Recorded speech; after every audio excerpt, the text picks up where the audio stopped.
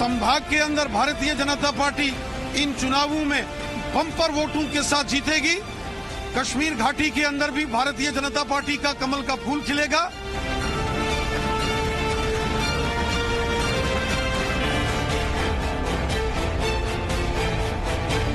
और जो ताकतें इनका साथ दें इनके डिवाइसिव एजेंडे में, उन ताकतों को दूर रखने के लिए हम सब ने हाथ मिलाए।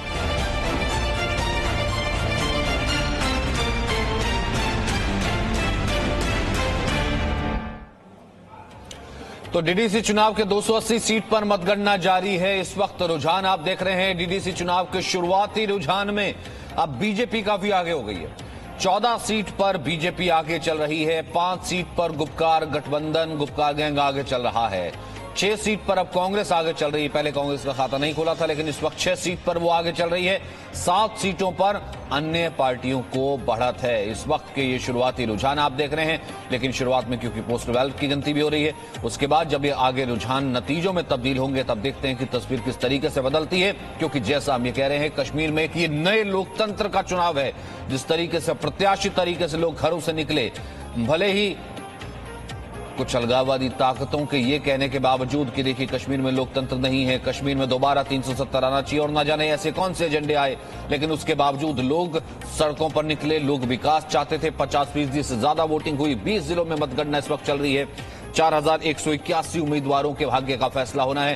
प्रेम शुक्ला हमारे साथ मौजूद हैं, बीजेपी के राष्ट्रीय प्रवक्ता। सुशील पंडित हैं, कश्मीरी एक्टिविस्ट। इरफान हाफिज लोन है, कश्मीरी एक्टिविस्ट। सनम शाह है, यूथ कांग्रेस के नेता। और उत्पल कौल, कश्मीरी एक्टिविस्ट हमारे साथ मौजूद है। और मुजफ्फर भट्ट भी है, जो कि पीपल्स कॉन्फ्रेंस के नेता है। सबसे पहले सुशील पंडित, मैं आपसे शुरू करना चाहता हूं।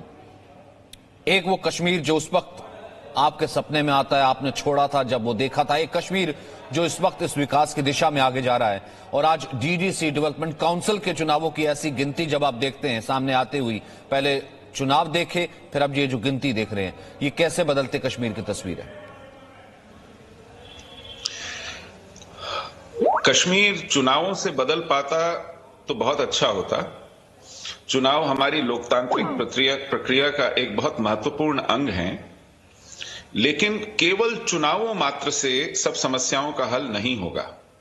चुनावों से आप लोकप्रियता जांच पाएंगे और लोगों को लोकतंत्र में भाग लेने के लिए उत्साहित कर पाएंगे। लेकिन इस व्यवस्था पर जो एक शिकंजा कसा हुआ है जिहाद ने, जो तय करती है कि किस तरह नौकरशाही काम करेगी, किस तरह वहां के आम नागरिक मंच काम करेंगे, किस तरह वहां की लोअर जुडिशरी, वहां की पुलिस, वहां की मीडिया, वहां का एकेडेमिया, वहां की शिक्षा व्यवस्था, वो एक बहुत बड़ी आवश्यकता है, चुनौती है उस शिकंजे को ढीला करने की, जिहाद का जबड़ा उखाड़ने की। यही जिहाद है जो राजनीतिक कार्यकर्ताओं को घर पर जाकर के मारता है। यही वो जिहाद है जो लौटने वाले कश्मीरी पंडितों को, निहत्थों को निशाना बना करके मौत के घाट उतारता है। उसका जबड़ा उखाड़ने की आवश्यकता है, वरना इस चुनाव को 8 फेज में कराने की आवश्यकता नहीं पड़ती। हमने कश्मीर में लोकसभा क्षेत्रों को 3 फेज में वोट करते देखा है, जो देश में पहले कभी नहीं हुआ कि एक लोकसभा सीट में 3 फेज में वोट होता हो। लेकिन चुनाव आवश्यक हैं। चुनावों के माध्यम से आप लोकतंत्र की जड़ें मजबूत करने की कोशिश कर सकते हैं, लेकिन जो बड़ी चुनौतियां हैं उनसे आप आंख नहीं मीच सकते। केवल चुनाव जो है वो उसकी दवा नहीं हो पाएगी। एक चीज तो और होती है ना सुशील पंडित जी, प्रेम शुक्ला जी, आप इसको अगर एड ऑन करना चाहें, एक कम से कम एक चेहरा तो जरूर होता है ना लोकतंत्र का, एक चेहरा। ऐसा तो है नहीं कि लोगों को कोई प्रलोभन देकर के बाहर निकाला गया हो। पहले लोग ही बाहर नहीं निकलते, लोग उस प्रक्रिया का हिस्सा नहीं बनते थे। लोग आपसे उस जिसे कहते हैं कि सराकोर में खड़े ही नहीं होते थे, लेकिन अब लोग तो खड़े हैं, लोग लाइनें लगा करके खड़े हैं और लोग उस प्रक्रिया का हिस्से हैं कि लोग स्ट्रीमलाइन में आ रहे हैं। ये तो कम से कम एक लोगों की जीत और उस पूरे सिस्टम की जीत होगी। प्रेम शुक्ला जी, निश्चित तौर पर सच्ची देखिए, चुनाव जो है लोकतांत्रिक प्रक्रिया का आवश्यक अनुष्ठान है, और जब चुनावी प्रक्रिया को ही सबसे अधिक बाधित किया गया, जम्मू एवं कश्मीर में लोकतंत्र के अपहरण में सबसे अधिक जो है चुनाव का ही महत्वपूर्ण भूमिका रही। चुनाव ही वहां निष्पक्ष नहीं संपन्न करने दिए गए कई दशकों तक। आज जिस तरह से पारदर्शी चुनाव हुआ, जिस तरह से वहां के लोग चुनाव में शामिल हुए, जो गुपकार अलायंस के लोग पहले कह रहे थे कि हम चुनाव में हिस्सा ही नहीं लेंगे, बहिष्कार करेंगे, उनको कश्मीर की जनता के चुनाव में सम्मिलित होने के लिए लोकतांत्रिक प्रक्रिया में हिस्सा लेने का उनका जो रुख था, उससे उनको भी मजबूर होकर इस प्रक्रिया में आना पड़ा। लोकतंत्र की सबसे बड़ी जीत तो यही है कि जहां पर आप कह रहे थे कि जम्मू एवं कश्मीर के लोग पूरी तरह से भारतीय जनता पार्टी ने जो फैसला लिया अनुच्छेद 370 में संशोधन का, उस संशोधन के कारण जो लोग कल तक दावे करते थे कि जम्मू एवं कश्मीर में तिरंगा फहराने के लिए कोई कंधा नहीं मिलेगा, जिस तरह से अनंतनाग और जम्मू एवं कश्मीर में, कश्मीर की विशेष करके घाटी के जिन आतंकवाद पीड़ित इलाकों में जिस तरह से तिरंगा फहराया गया, जिस तरह से वहां भारत माता की जय बोला गया, जिस तरह से -7 डिग्री टेम्परेचर में भी लोग कतार लगाकर मतदान करने के लिए आए, ये इस बात का संकेत है कि जमहूरियत में कश्मीर का विश्वास है। और जमहूरियत, इंसानियत और कश्मीरियत की आप बात करते हैं, उसका बुनियाद जमहूरियत है। जमहूरियत के नाते इंसानी विकास का जो दायरा है उसको विकसित करने की आवश्यकता का संकेत घाटी अब दे रही है। घाटी में जिहादी, निश्चित तौर पर जिहादी झगड़ों से घाटी को मुक्त करना, ये एक राष्ट्र के रूप में भारत का संकल्प होगा और है। और उस संकल्प की पूर्ति की दिशा में जब वहां की जनता एक चुनावी प्रक्रिया में बढ़ चढ़कर हिस्सा लेती है और इस तरह से हिस्सा लेती है कि जो राजनीतिक दल कल जिहादियों के भय से बिल्कुल, और मुजफ्फर, वो जिहादियों के इशारे, नहीं जाहिर सी बात है। और मुजफ्फर भट्ट, आप इसे कैसे देखते हैं? क्योंकि जब इस चीज को उस तरीके से देखा जाता है कि देखिए लोग, अब से पहले क्या दावा किया जाता था कि लेकिन लोग ही तय करते हैं, लोग बाहर नहीं आते हैं, लोग चुनावों का बायकॉट करते हैं। इतनी बड़ी संख्या में लोगों का बाहर आना, 370 के बाद भी बाहर आना, और जिसे कहते हैं मेन स्ट्रीम में उस तरीके से जुड़ना, इतना कभी लोग, जिसे कहते हैं कभी प्रतिशत जो है उत्तर प्रदेश या बिहार जो बाकी राज्यों में नहीं दिखता, जितना प्रतिशत यहां दिखा, ये क्या बताता है? घर नियत साफ हो तभी मुमकिन सही इंसाफ हो। आज केंद्र सरकार का जो ये कदम है, केंद्र सरकार को हम केंद्र सरकार की हम सराहना करते हैं कि उन्होंने इस वक्त ग्रास रूट लेवल पे, जमीनी सतह पे एक सियासत को घर घर पहुंचाने का एक प्रयास किया है। और यह ऐतिहासिक कदम है आज कि घर घर सियासत पहुंची है। 280 नए शरीकदार इनको हो गए। क्यों? इन अभी तक जो गटकार अलायंस, जिसको आप गुप्कार अलायंस कहते हैं, हम उसको गटकार अलायंस या गुफ्तार अलायंस बोलते हैं, इन्होंने आज तक एक प्राइवेट लिमिटेड के तौर पर अपने एक मखसूस कुछ लोगों पर ही इस सियासत को रखा था। और हम केंद्र सरकार के बड़े मशकूर हैं जिन्होंने इस इलेक्शन को करा के, डीडीसी इलेक्शन को करा के, इससे पहले बीडीसी इलेक्शन को करा के इस सियासत को घर घर पहुंचाया और ग्रास रूट लेवल पर, जमीनी सतह पे इस सियासत को पहुंचाया। हाँ, मरहूमी मिन्नत इन पीडीपी वाले, बीजेपी वाले को छोड़कर या कांग्रेस को छोड़कर इन पार्टियों को मरहूमी मिन्नत रहना चाहे केंद्र सरकार का, जो इनको एजेंडा देती थी। आज तक तो इनके पास एजेंडा, चाहे सेल्फ रूल था, चाहे ऑटोनॉमी था, आज इनके पास जब एजेंडा कुछ नहीं रहा तो ये हमें धमका रहे हैं, ये हमें किसी आम कश्मीरी को इस तरह से इस्तेमाल कर रहे हैं कि आप लोगों के खिलाफ ये हो रहा है। ये कुछ नहीं। ये अगर आज तक कोई भी नेता ग्रास रूट लेवल पे बन रहा था तो उसको वो इन्हीं बंधु का था, इसी पार्टी से इन्हीं के घर का था। तो आज वो वहां से बाहर निकलकर पूरे जमीनी सतह पे सियासत आ गई है। तो इन लोगों को क्या कहना है कि आज इसलिए लोग बढ़ चढ़कर हिस्सा ले रहे हैं इस सियासत में। ये वोटों की तादाद, इसीलिए इतनी सर्दी के बावजूद भी इतने वोटों की तादाद हो गई है।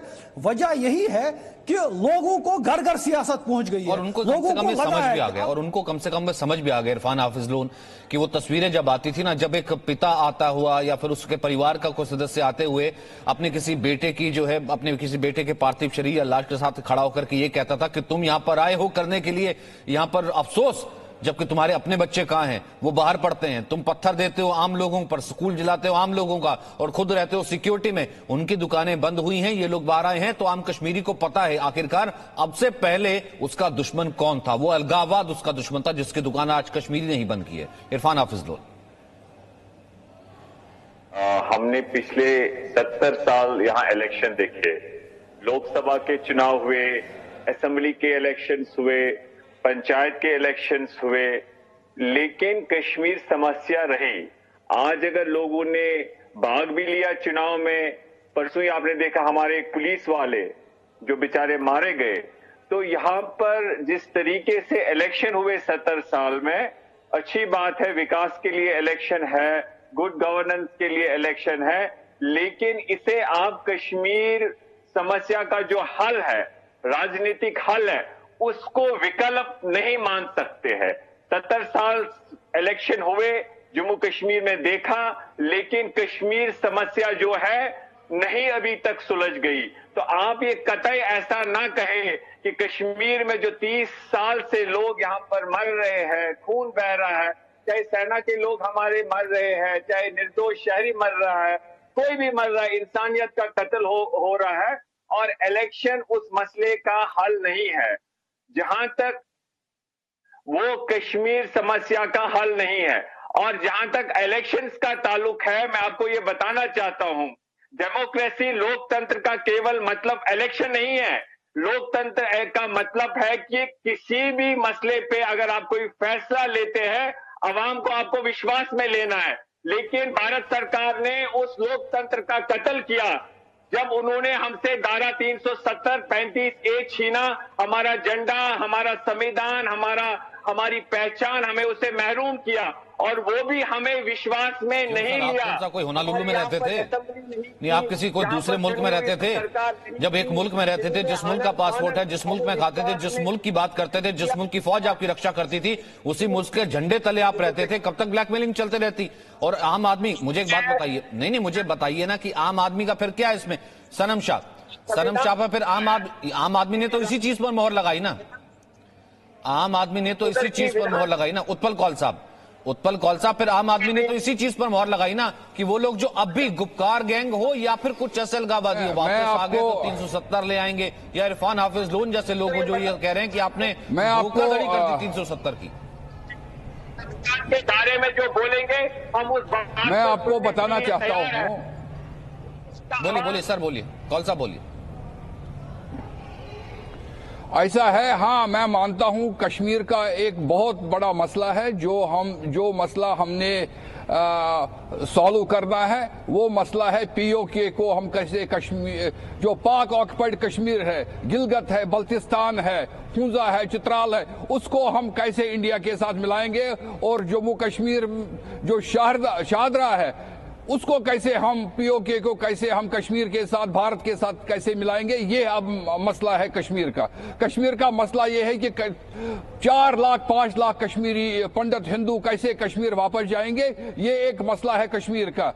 और इसके साथ साथ मैं बताता हूं कि 32 साल जिन्होंने कश्मीर को डिस्ट्रॉय किया, 32 साल जिन्होंने कत्ले आम किया कश्मीर में, हिजबुल मुजाहिदीन ने, जमात इस्लामियों ने और जिहादियों ने, और जिनको ये गुपकार गैंग साइलेंटली जिनको सपोर्ट करते थे, वो सारे लोग आज एक्सपोज हो गए। और जब 88-89 में जब भी कभी इलेक्शन था तो 2%, 3% लोग 4% इलेक्शन में पार्टिसिपेट करते थे, क्योंकि ये हिजबुल मुजाहिदीन, JKLF ये सारे बंदूक दिखाते थे, लोगों को मारते थे कि कोई इलेक्शन में पार्टिसिपेट नहीं करना चाहिए। आज मैं भारत सरकार को मुबारकबाद देता हूं, मैं मोदी सरकार को मुबारकबाद देता हूं कि उन्होंने DDC के इलेक्शन करवाए, और इस इलेक्शन में पहली बार 32 साल में कश्मीर में कई जगह पर 50%, कई जगह पर 35% एंड एवरेज 30-32% लोगों ने पार्टिसिपेट किया। और पूरे जम्मू कश्मीर की अगर एवरेज, और इनके सर कौन साहब, इनकी त्रासदी देखिए, PDP के किसी नेता पर हमला होता है, आतंकवादी हमला करता है, तो ये सुरक्षा के लिए फिर कहते हैं केंद्र सरकार हमारी सुरक्षा बढ़ा दीजिए, हमारे को वही सुरक्षा बल दीजिए जिन्हें सुरक्षा बल को ये कहते हैं कि ऐसा है कि यहाँ पर तो आम आदमी जिसने बंदूक उठा ली, यहाँ पर कोई झंडा नहीं आएगा। ये इनकी हिपोक्रेसी, और आम कश्मीरी जानता है जिसको मरने के लिए लोग छोड़ देते थे। ये एग्जैक्टली ये गुपकार गैंग जो है, जो कहता है कि वापस आ गया तो 370 फिर ले आएगा, हमारा दरअसल दुकानदारी इनकी छीनी है। यहाँ पर राजू केरनी आप भी मुझे नजर आ रहे हैं, एक अपडेट आप भी दे दीजिए, इस वक्त आपके पास क्या रुझान और क्या कुछ और खबरें?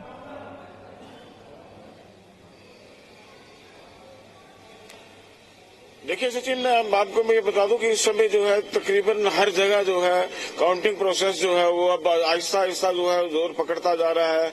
जम्मू संभाग की बात करें तो उसमें कई जगह जो है बीजेपी के जो उम्मीदवार हैं वो अभी आगे चल रहे हैं, लेकिन चूंकि काफी जल्दी का है इसलिए हम ये कह नहीं सकते कि कौन कितनी सीटें जो है वो ले जा पाएगा। लेकिन बीजेपी ने अभी थोड़ी देर पहले बीजेपी के जो प्रधान थे अध्यक्ष यहाँ पे रविंद्र रैना, उनका ये दावा था कि जम्मू खित्ते में से वो कम से कम 70 से 80 सीटें जो है वो ले जाएंगे और कश्मीर घाटी में बीजेपी सपोर्टेड जो कैंडिडेट हैं इंडिपेंडेंट वो भी सीटें जीत जाएंगे और बीजेपी का जो है कमल जो है कश्मीर घाटी में इस बार जो है वो जरूर खिलेगा।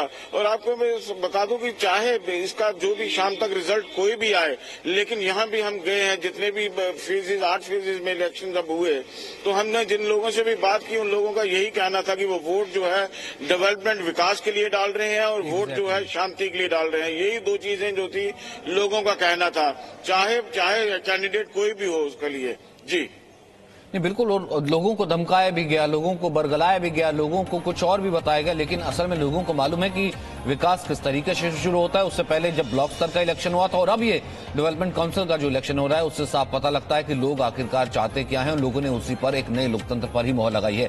बहुत बहुत शुक्रिया आप सभी का। प्रेम शुक्ला जी, आप मेरे साथ बने रहिएगा क्योंकि आपसे कुछ ही देर बाद एक और नया इतिहास रचने वाला है जब प्रधानमंत्री नरेंद्र मोदी एएमयू को संबोधित करेंगे एएमयू के 100 साल पूरा होने पर। ये बहुत ऐतिहासिक रहने। Presenting B News app available on Google Play and App Store. Download it now.